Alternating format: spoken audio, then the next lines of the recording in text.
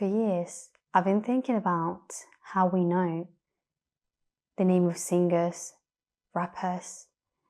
There's nothing out there that we miss. But I've always thought how we miss the people that really matter. People out there that do make a massive difference in the world.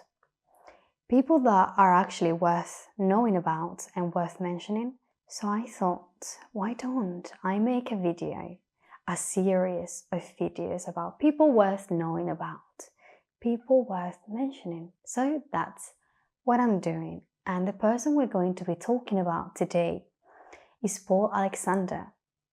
Now, I'm not sure you've heard about him, but he's the man who has lived for a longest period of time in an iron lung.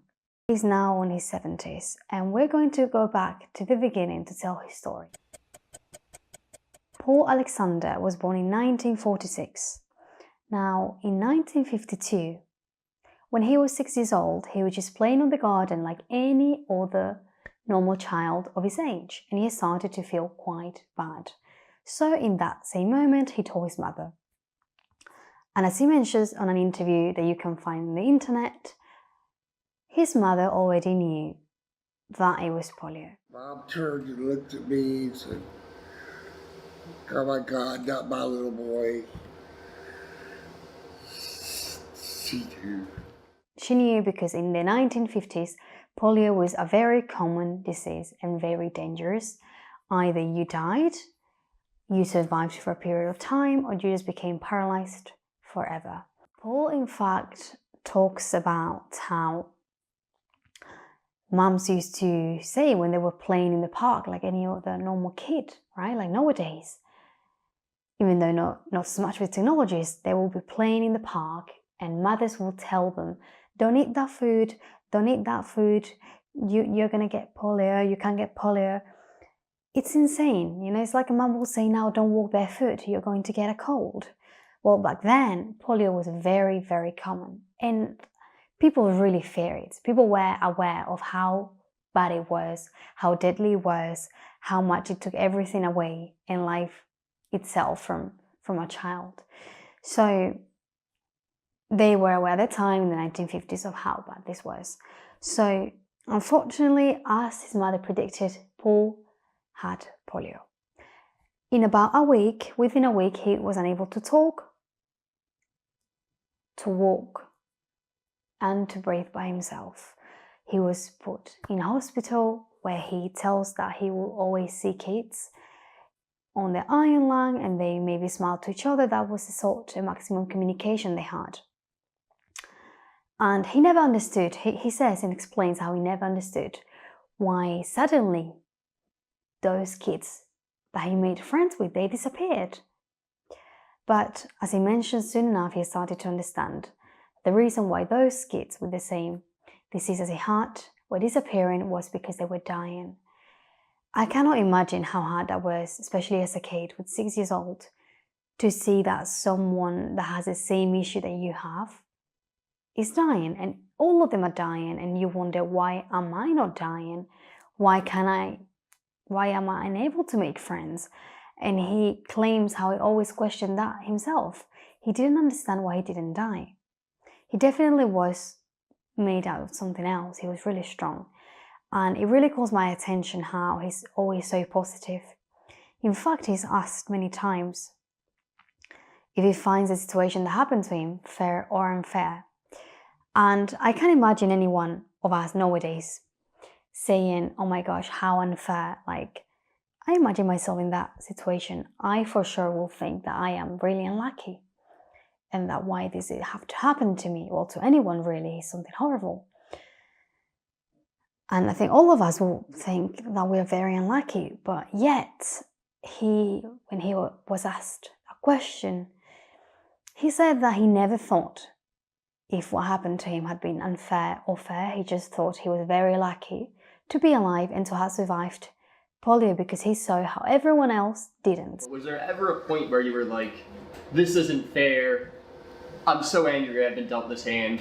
I never thought about it being fear, not fear. I took it like, wow, I think God picked me out to do this. The fact that you survived. Yeah. And throughout the whole interview that I've watched, he's always making jokes, he's always laughing, he's always saying how lucky he feels.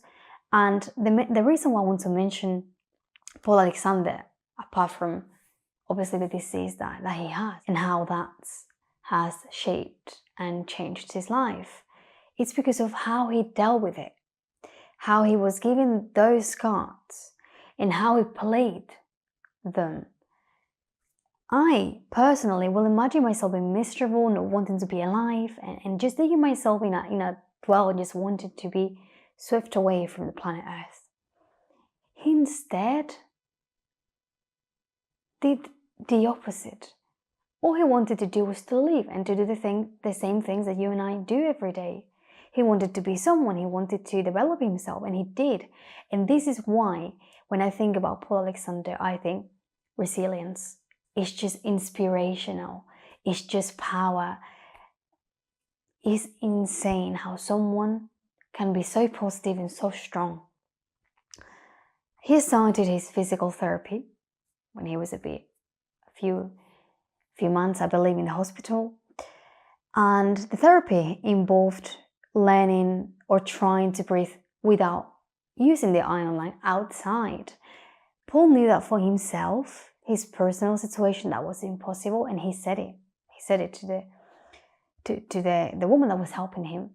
I can't breathe outside here. I'll die. He couldn't breathe. After a while, he did ask her, what do you do for fun? She said that she raised dogs, boxer dogs, and he loves dogs. So that was, as he said, his witness. So she made this little trade with him. Okay, Paul, if you learn, because he maybe could breathe for a few seconds until he just eventually ran out of breath. But she told him, Paul, if you're able to be 3 minutes, if you're able to breathe outside the iron line for 3 minutes, I'll get you a boxer puppy. Now, Paul knew he had to try, and also he thought he couldn't do it, but he just knew he had to try. So it took him 1 year, one entire year, and he was 3 minutes holding his breath and kind of learning how to breathe, right? I think he's the only person that knows that technique. I didn't quite understand this technique. You can research more about it, but it was like he pushed the air outside, and then he was able to somehow breathe. Very, very definitely a very hard skill that he developed during that entire year, day by day, practice by practice, and he got his puppy. In fact, he wrote a book which also took him more than 8 years. And the book is called 3 Minutes for a Dog, which obviously then is My Life in an Iron Line by Paul Alexander, with assistance from Norman D. Brown. 8 years to write this book. I'm going to read it 100%. I need to read this book. I'm sure it's going to be beautiful, and just know how much effort it took someone to do this. And it's so gorgeous because it resembles the story of how he learned during an entire year to breathe, to learn the technique that no one learned before, to be able to do so, and how he got the boxer puppy he really wanted so badly. So I think it's such a beautiful story, and he also talks about how once he did this, then eventually got to an hour, and I believe he was able to be outside the iron lung with this breathing technique he himself taught himself for like 2 hours, I think. Obviously, throughout the years and practicing every single day. Now, imagine how strong you have to be mentally to just even give the thought of, I'm going to try this, right? How brave do you have to be? He's always so grateful for his parents, for his family, for his life to have survived. And he knew, as I said before, that he wanted to be someone. It took him 2 years to be accepted to university, something that we get in a few months. He had to beg for that 2 years. And he even says that they laughed at him. How evil and sad, and at the same time, it's hard to picture someone in such a hard situation studying, but he did it. After 2 years, trying and trying and trying, he got accepted into university and he studied the law of degree. So he became a lawyer. You might think, how did he do that? So what he did, he moved the iron line into the dorm, and that's how he did it, because he learned to hold his breath. He could be outside of the iron line for a little bit, right? And then also he met people there, friends that gave him a hand. They even moved flat and they helped him. And that's how he did it. I know, because I thought the same. This is just someone worth knowing about. And I want you today, if you don't know him, to end this video and think, wow, Paul Alexander has lived in an iron lung. And not only that, which is already absolutely amazing and something to admire tremendously, but also he wrote a book, 8 years. He went to university and graduated and became a lawyer and actually made so much money, as he said. He made so much money. And people always were really shocked, right, when they went to meet him to be his lawyer. And they were like, oh my God, he's inside an iron lung, right? Imagine. And I just think nowadays we know too much. Well, in the street, if we stop anyone, as you've seen those viral videos, and you ask him about Cardi B, with all due respect, because I believe everyone that is famous and worldwide known, it didn't happen in a day. They've worked hard for it. Whether it's something to look for or to admire or not to admire, they deserve a certain level of respect. But my point here is that sometimes we know people like her that, for me, are not people to really look up to, no? I don't think they really inspire to good things or for a good society, right? And then we have people like Paul Alexander, who most people will never know who this man is. And I just was thinking the other day, I need to create a series of videos in which every single day I speak about one person that you should know about. Sometimes it will be someone probably very well known. Sometimes maybe they won't. I don't think Paul Alexander is as known as he should be. He's still alive. He's in his 70s. He's still living in the iron lung. And he's so positive, so happy. He always sees the positive in things. And watching the interview and finding more things about him and how he held the situation he had and turned it into the best thing that he could possibly be. I struggle to imagine anyone being in his situation and doing as much as he did and as much as he's doing. I really, really struggle to imagine anyone doing better than what he's doing and being as strong and positive as he is. I certainly cannot imagine myself being so positive. That's why I really look up to him, not only because of the struggles that he's lived and lives yet to this day, but about how he handles the situation.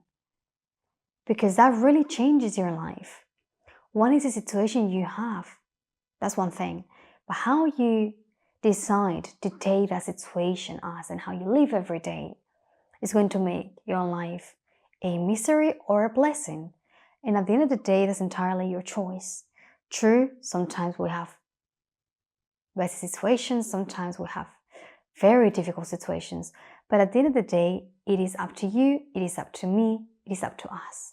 And that's what I want to say today, and that's what I want you to take today from this video, that hopefully now you know who Paul Alexander is. Maybe you even Google him, find out a few things about him. And I really think he deserves to be known. So I really hope you enjoyed this video. If you want to see more content like this, I'll be looking forward to share it with you. Very nice to meet you. Thank you for watching if you watched until now, and I'll see you very, very soon. Thank you. If I don't have a purpose today, I'll create one.